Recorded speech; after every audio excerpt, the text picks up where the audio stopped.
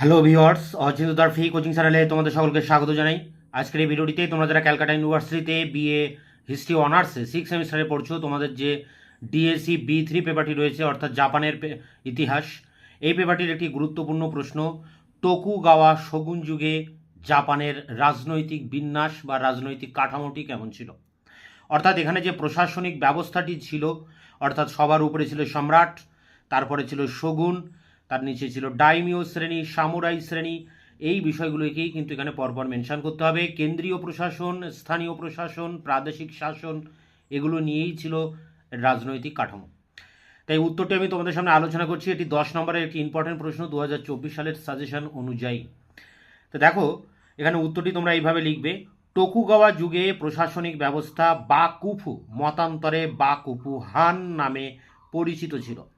বাকুফু শব্দের অর্থ শোগুনের সামরিক শাসন ব্যবস্থা, আর হান শব্দের অর্থ ডাইমিওর জমিদারি বা ফিউডাল ডোমেন। টোকুগাওয়া যুগে শোগুন তথা ডাইমিও উভয়ই বিদ্যমান থাকায় টোকুগাওয়া যুগের শাসন ব্যবস্থাকে বাকুফু হান আখ্যা দেওয়া হয়েছে। এরপরে দেখো, মিকাডো বা সম্রাট। টোকুগাওয়া যুগে শাসন ব্যবস্থার শীর্ষস্থানে ছিলেন মিকাডো বা সম্রাট। তিনি ছিলেন রাষ্ট্রীয় ঐক্যের প্রতীক। তার নামেই দেশ শাসিত হতো। তবে দ্বাদশ শতকের শেষ দশকে শোগুনের আবির্ভাবের পূর্বে সম্রাট যেমন তত্ত্বগতভাবে এবং কার্যত উভয় দিক থেকেই শাসন ক্ষেত্রে সর্বেসর্বা ছিলেন, শোগুন শাসন প্রতিষ্ঠিত হবার পর বিশেষত টোকুগাওয়া বংশীয় শোগুনের শাসন ক্ষমতা প্রাপ্তির পর সম্রাট আর কার্যত প্রশাসনিক প্রধান থাকেন না।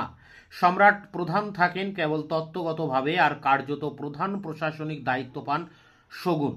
একটি অট্টালিকায় পোর্টিকোর অর্থাৎ শোভাবর্ধক বারান্দা যে প্রয়োজন, অথবা একটি 4 চক্র বিশিষ্ট গাড়িতে পঞ্চচক্রের যে সার্থকতা, শোগুন শাসন প্রণালীতে সম্রাটের ছিল প্রায় অনুরূপ প্রয়োজন ও সার্থকতা।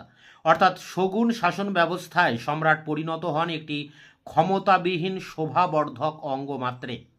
সম্রাট প্রশাসনিক ক্ষমতা থেকে বঞ্চিত হলেও জাপানি জাতির শ্রদ্ধা ও সম্মান থেকে বঞ্চিত হননি। সূর্যদেবীর বংশোদ্ভূত সম্রাটের আসন ছিল জাপানি জাতির অন্তরের মণিকোঠায়। টোকুগাওয়া শোগুনেরাও তাদের শাসনকালের গোড়ার দিকে সম্রাটকে একেবারে অবহেলা না করে তার কাছে তাদের রাজনৈতিক সিদ্ধান্তাদির অনুমোদন প্রার্থনা করতেন। সম্রাটও স্বীয় অসহায় অবস্থা উপলব্ধি করে প্রার্থিত অনুমোদন দানে কদাপি অসম্মত হতেন না। কালক্রমে টোকুগাওয়া শোগুনেরা সম্রাটের সঙ্গে কোনো পরামর্শ না করেই প্রশাসনিক সিদ্ধান্ত গ্রহণ করতেন। তাদের শাসন ব্যবস্থায় সম্রাটকে কিয়োটো রাজপ্রাসাদে প্রায় বন্দি জীবন যাপন করতে হতো। সম্রাটের রাজপ্রাসাদের বাইরে আসা কিংবা কারোর পক্ষে রাজপ্রাসাদে সম্রাটের দর্শন পাওয়া ছিল শোগুন শাসকের অনুমোদন সাপেক্ষ। মারাঠা নেতা মাহাজাদি সিন্ধিয়ার অধীনে মুঘল সম্রাট দ্বিতীয় শাহ আলমের যে মর্যাদাহানি অবস্থা ছিল, প্রায় অনুরূপ অবস্থা ছিল জাপানি সম্রাটের টোকুগাওয়া শোগুনের শাসনাধীনে। এরপরে দেখো, শোগুনদের উপরে আলোচনা করা হবে। শোগুন বা সেই তাই শোগুন বা তাইকুন ছিলেন দেশের প্রকৃত শাসক। জাপানি সম্রাটকে সম্মুখে শিখণ্ডী রূপে রেখে শোগুনই সর্বময় কর্তৃত্ব প্রয়োগ করতেন। শোগুনের প্রধান কর্মকেন্দ্র স্থানান্তরিত হয় এডোতে, বর্তমান টোকিও। সেখানে শোগুনের রাজকীয় পরিবেশে প্রশাসনিক সকল ব্যবস্থাই বিদ্যমান ছিল। আড়ম্বরপূর্ণ কোর্ট, বংশবাদ পরিষদবর্গ, সশস্ত্র অনুচরবর্গ ইত্যাদি। শোগুন নিজে ছিলেন ডাইমিও শ্রেণীভুক্ত, কিন্তু ডাইমিও শ্রেণীর অগ্রণী অর্থাৎ সর্বশ্রেষ্ঠ ডাইমিও। প্রথম সারির সর্বপ্রথম ডাইমিও হিসেবে শোগুন জাপানের জমিদারির প্রায় 1/4 নিজ অধিকারে রেখে অবশিষ্ট অংশ অপর ডাইমিওর মধ্যে বন্টন করে দিয়েছিলেন। শোগুনদের শক্তির ভিত্তি ছিল অর্থনৈতিক তথা সামরিক। পদাধিকার বলে তিনি ছিলেন দেশের প্রধানতম জমিদার এবং জমি বন্টনে একমাত্র অধিকারী।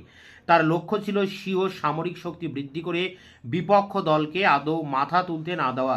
তার অধীনে ডাইমিওগণকে তার প্রতি আনুগত্যের শপথ গ্রহণ করতে হতো, এমনকি আনুগত্যের লিখিত প্রতিশ্রুতিও দিতে হতো। তথাপি শোগুন তাদের উপর সতর্ক দৃষ্টি রাখতেন এবং যাতে তারা কখনো বিদ্রোহ ঘোষণা করতে না পারেন তজ্জন্য উপযুক্ত প্রতিশোধক ব্যবস্থা অবলম্বন করতেন।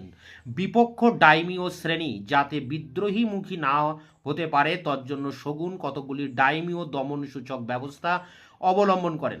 এক, প্রত্যক্ষভাবে বিরোধী ডাইমিওগণ তাদের জমিদারি থেকে বঞ্চিত হন। 2, শক্তিশালী ও বিদ্রোহপ্রবণ ডাইমিওগণের জমি এমনভাবে বণ্টিত হয় যাতে তাদের পরস্পরের জমিদারি সংলগ্ন না হয়ে বিচ্ছিন্নভাবে দূরবর্তী অঞ্চলে অবস্থিত হতো।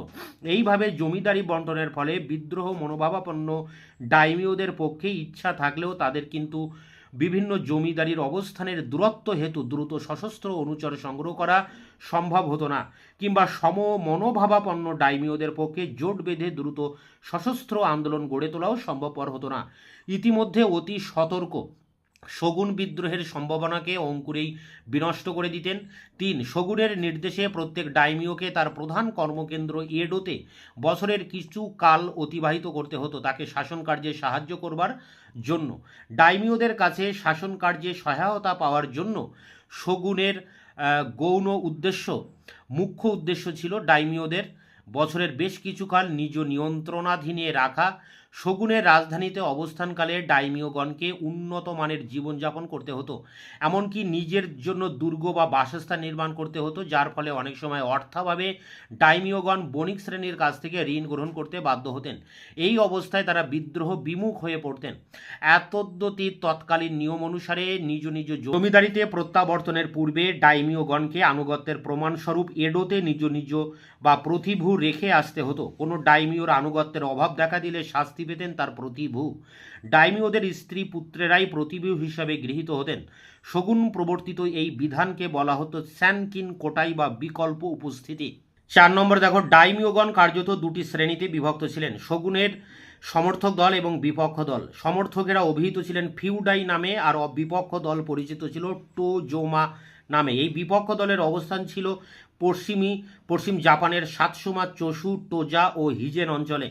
শগুন তার সমর্থক ডাইমিওগণকে প্রশাসনের উচ্চ পদে নিয়োগ করতেন। বিপক্ষ দলীয় টোজোমাকে প্রশাসনিক কোনো দায় দায়িত্ব দেওয়া হতো না। শগুনের নির্দেশ ছিল যে বিপক্ষ দলের ডাইমিওগণ পরস্পরের সঙ্গে জোট বাঁধতে পারবে না। শেষ অবধি পশ্চিম জাপানের রাজনৈতিক আলোড়নে শগুনের সিংহাসন প্রচণ্ডভাবে কম্পিত হয়। 5, বিভেদ নীতি অনুসরণ করে শগুন ডাইমিওদের মধ্যে বংশগত বিরোধ সঞ্জীবিত রাখতে প্রয়াসী হতেন, ফলে বিদ্রোহপ্রবণ ডাইমিওগণ শগুন বিরোধী কার্যকলাপে নিরুৎসাহী হয়ে পড়তেন। এরপরে দেখো শেষ পয়েন্ট, যেটা কেন্দ্রীয় শাসন। টোকুগাওয়া শগুনের কেন্দ্রীয় শাসনের অন্যতম প্রধান অঙ্গ ছিল দুটি আইনসভা, যথা কাউন্সিল অফ এল্ডার্স এবং জুনিয়র কাউন্সিল। এই উভয় সভাই গঠিত ছিল শগুন সমর্থক ফিউডাই দলভুক্ত ডাইমিওগণ দ্বারা। কাউন্সিল অফ এল্ডার্স, জাপানি নাম গোরোজু, এর মোট সদস্য সংখ্যা ছিল 4 বা 5।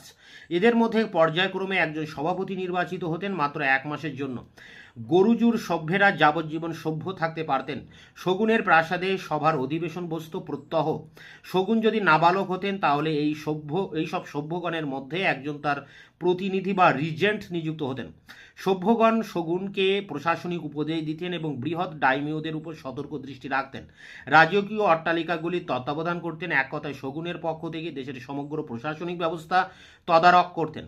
জুনিয়র কাউন্সিলের জাপানি নাম ওয়াকা ডোশি জোরি। সর্বপ্রথমে সভ্য সংখ্যা ছিল 6, পরে এই সভ্য সংখ্যা 6 থেকে 4-এর মধ্যে সীমিত হয়। সভ্যেরা আখ্যাত হতেন উপমন্ত্রী রূপে। এদের নির্দিষ্ট কর্তব্যের মধ্যে ছিল ক্ষুদ্র ডাইমিওদের নিয়ন্ত্রণ করা, শাসন কার্যে নিযুক্ত কর্মচারীগণকে কাজকর্মে তদারক করা ইত্যাদি। উপরোক্ত কাউন্সিল সভা দুটির মাধ্যমে শগুন বৃহৎ তথা ক্ষুদ্র ডাইমিওগণকে নিজ নিয়ন্ত্রণাধীনে রাখতেন। শগুনের লক্ষ্য থাকতো যেন এদের কারোর হাতে অত্যাধিক ক্ষমতা কেন্দ্রীভূত না হয়। এরপর দেখো প্রদেশ বা জেলা শাসন। তখন প্রদেশ, জেলা, শহর ও গ্রামে যথাযোগ্য শাসন ব্যবস্থা প্রচলিত ছিল।